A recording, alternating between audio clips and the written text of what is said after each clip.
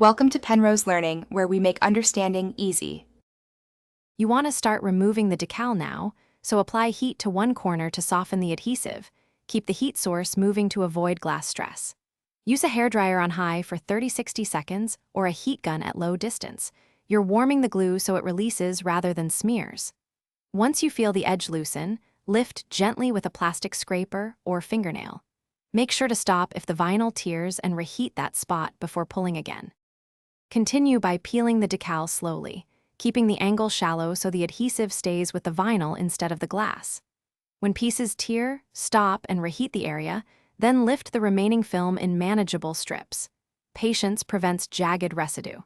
For sticky patches, apply adhesive remover or 70% isopropyl, let it soak for 30–60 seconds, then wipe with a microfiber cloth and repeat if necessary. Make sure to protect nearby trim with tape to avoid solvent damage.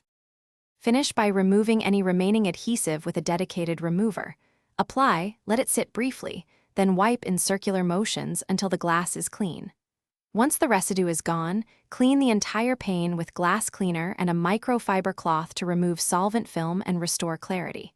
If a hazy film persists, repeat the solvent step or use a clay bar gently.